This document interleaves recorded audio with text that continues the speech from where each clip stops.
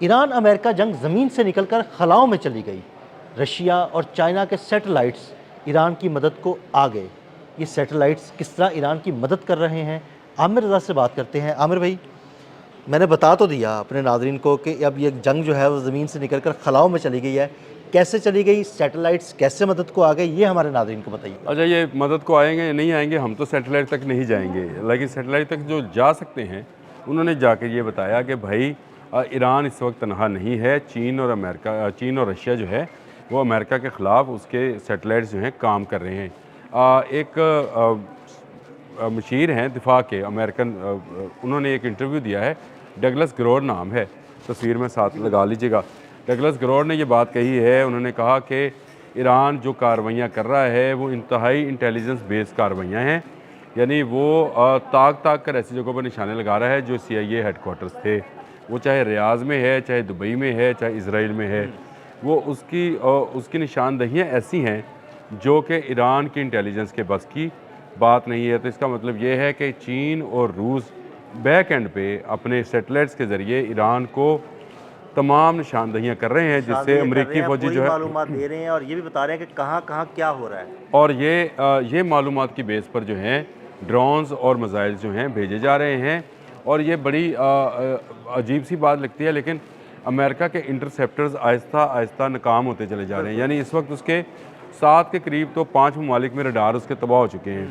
यही वजह है कि आप इस वक्त अगर स्टोरीज़ देखें, अल जज़ीरा में उसकी वीडियोज़ मौजूद हैं कि वो दिखाता है कि ईरानी ड्रोन्स आते हैं और बिल्डिंग से टकरा जाते हैं, उनको रोकने वाला कोई नहीं। हालांकि अमेरिका का दावा था कि उसने दुबई और रियाज को जो है महफूज शहर बनाया हुआ है और वहाँ पर आपको कोई मिसाइल भी टच नहीं कर सकता। दुबई और रियाज को तो अंदाज़ा हो गया ना कि भाई वो कोई बिल्कुल महफूज नहीं है। सिर्फ दुबई और रियाज को नहीं हुआ ना, ये है जो सैटेलाइट इमेजेस हैं उससे तो नज़र आता है कि अल अदीद एयरपोर्ट जो एयरबेस है जो कि कतर में है वो गई। कुवैत के मुतालिक मैंने पहले आपको बताया था, उसकी भी सैटेलाइट तस्वीरें आई थी। फिर उसके बाद बहरीन में जो कमांड एंड कंट्रोल सेंटर था वो गया। इनका दुबई में जो है इनका रडार सिस्टम था वो तबाह हो गया। अब ये कोई बैलिस्टिक मिसाइल नहीं है, ये तकरीबन 1.5 आवाज़ से 1 या 1.5 गुना रफ्तार से चलने वाले ड्रोन्स हैं, जो कि शायद 1360 की बात कर रहा हूँ। वो आते हैं और बिल्डिंग से टकरा जाते हैं, नज़र आ रहे हैं, कैमरास में आ रहे हैं, और वो आकर टकरा जाते हैं और उनको रोकने वाला कोई नहीं है। तो अब आप देखें, बात है कि बड़े सस्ते ड्रोन है। सस्ते ड्रोन, हाँ, $20,000 का ड्रोन है और उसको चलाने के लिए $4 मिलियन का पेट्रियट चल रहा है। लेकिन डगलस ग्रोर का ये इंटरव्यू जो है TV पर नशर हुआ और उसने कहा कि आहिस्ता आहिस्ता अमेरिका जो है इसमें फंसता चला जा रहा है। ये असल में साबिक मशीर हैं, इस वक्त मौजूदा होते तो शायद बात भी ना करते, लेकिन उनका ये क्योंकि वसी तजर्बा है, ये किसी ज़माने में ख़ुद भी मरीन रहे हैं और ये मशीर रहे हैं दिफा के, अमेरिकन दिफा के, तो इसलिए इनको जो है इनकी बात की अहमियत है। उनका ये कहना है कि जो सैटेलाइट्स हैं वो बेस इंटेलिजेंस ऑपरेशन जो है ईरान कर रहा है और अमेरिका की हर पेशकदमी जो है उसकी इतला भी ईरान को पहुंच रही है। यानी इसका मतलब ये है कि डोनाल्ड ट्रंप ने ये जो दावा किया है कि उसने ईरान की तमाम बहरिया ख़त्म कर दी है, ये तो आमिर भाई ऐसे झूठा दावा है। उसने चले दावा है, उसने ये भी कहा कि जी तमाम उसकी ड्रोन टेक्नोलॉजी ख़त्म हो गई और उसके बैलिस्टिक मिसाइल प्रोग्राम्स जो हैं उनको तबाह बर्बाद कर दिए। डोनाल्ड ट्रंप ने कहा है, बयानात बड़े बड़े हैं उसके। लेकिन डगलस ग्रोर कहते हैं कि अगर ये ऐसी बात है तो फिर जो ड्रोन हमले हो रहे हैं वो ड्रोन कहाँ से आ रहे हैं? हाँ जी, बिल्कुल सोचने की बात है। जो मिसाइल हमले इसराइल में हो रहे हैं वो कहाँ से आ रहे हैं?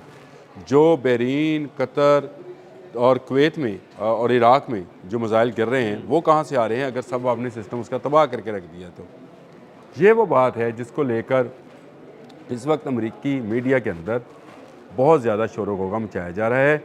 अब आबनाए हुर्मुज़ में अमेरिकन प्रेसिडेंट ये कहते हैं कि जो जहाज़ गुजर रहे हैं उनको मैं जो है हिफाजत फराहम करूँगा और उनकी इंश्योरेंस लेने में वो तैयार है। इसका मतलब है कि ईरानी बहरिया ख़त्म नहीं हुई, यानी डर तो देखें तो ख़त्म, आराम से जहाज गुजरते अभी तक कोई उसकी आप दोस्त कोई डैमेज तो आपको ख़बर नहीं आई है। बिल्कुल ऐसे। और अभी तक आपको कोई ऐसी स्टोरी नहीं मिली जिससे आपको ये नज़र आए कि ईरानी बहरिया जो है पीछे हट गई है। इस वक्त भी हमारे पास अगर 2 जहाज़ अगर के आग लगने की और लोगों के मरने की खबर थी तो वो अमेरिकन थे। एक आपको याद है पुलाव वाला, और दूसरा वो जो मैंने कल एक किया था 138 मीटर लंबा जो जहाज़ था।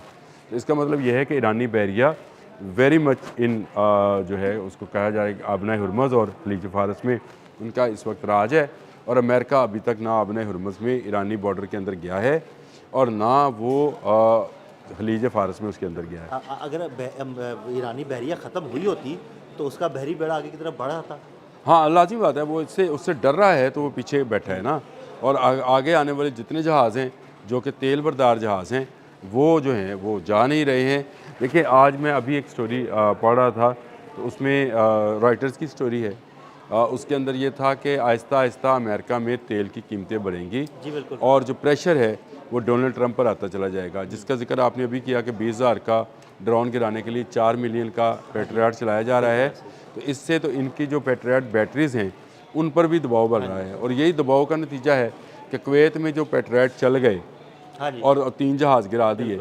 अब मुझे बताएं, बिलियंस ऑफ डॉलर्स, आज 28 को शुरू होने वाली जंग आज 4 मार्च है, तो आप मुझे बताएं कि कितना बड़ा नुकसान जो है इस वक्त तक ईरान अपनी जानें देकर अमेरिका को पहुंचा चुके हैं। यानी बिलियंस ऑफ डॉलर्स जो हैं उसका नुकसान जो है अमेरिका अब तक इस जंग में कर चुका है। और जैसे जैसे जंग में, मैंने कल ये बात कही थी, जैसे जैसे दिन बढ़ते चले जाएंगे वैसे वैसे अमेरिका पर प्रेशर और डोनाल्ड ट्रंप की सियासत जो है वो उसको ताबूत में बंद किया जाता रहेगा। ये बड़ी मैं समझता हूँ कि ईरान की बड़ी कामयाबी है।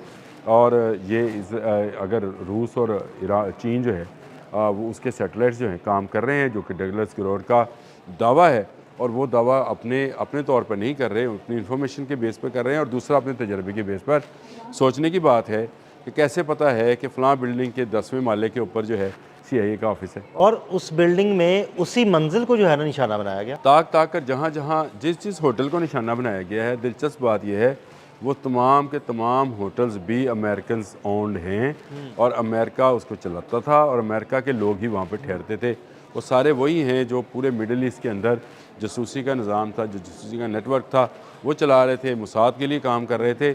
उन लोगों को ताक ताक कर अगर निशाना बनाया है तो ईरान की इंटेलिजेंस से ज़्यादा मुझे इस बात का, डगलस ग्रोवर की इस बात का यकीन है कि ये तमाम मामला जो है चीन और रूस ने अपने हाथ में लिए हुए हैं। और ईरान को जो डाटा फराहम किया जा रहा है, सारा डाटा जो है ना, जो डाटा फराहम, देखें, पहली बात तो यह है कि रूस बराह रास्त इस जंग में नहीं आएगा, आएगा तो फिर एटमी जंग है। हाँ जी बिल्कुल। फिर तीसरी जंग ये तो उसने कल कह भी दिया, रशिया की तरफ से एक बयान भी आया कि ये तीसरी आलमी जंग होने जा रही है। हाँ जी, दतीरी बस्तोनोव का बयान आया था, उसने कहा फिर एटमी जंग होगी और फिर पता चलेगा कि हिरोशिमा नागासाकी में खिलौने चले, ये इतनी बड़ी जंग होगी।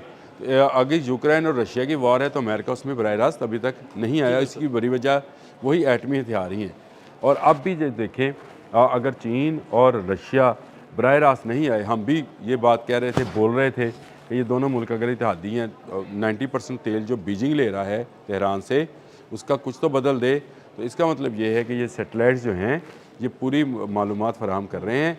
और वो जो रजीम चेंज करने के लिए अमेरिका आया था, वो जो बैलिस्टिक मिसाइल प्रोग्राम ख़त्म करने के लिए और जो एटमी रिएक्टर्स बंद करने के लिए आया था, उसमें से कोई एक चीज़ भी ईरान अभी तक तस्लीम नहीं किया है। और बुनियादी वजह यह है कि ईरान के पास इस वक्त ऐसा दिफाई सिस्टम और ऐसा सैटेलाइट ऑपरेटेड मिसाइल मौजूद हैं जो ताक ताक का निशाना लगा रहे हैं। बहुत शुक्रिया आमिर भाई जी। बिल्कुल, आमिर भाई ने जंग की तातरीन सूरत हाल के बारे में आपको आगाह किया और ये भी बताया कि किस तरह रशिया और चाइना के सैटेलाइट्स ईरान की मदद कर रहे हैं। अदील अहमद और आमिर रज़ा को इजाज़त दीजिएगा। अल्लाह हाफ़िज़।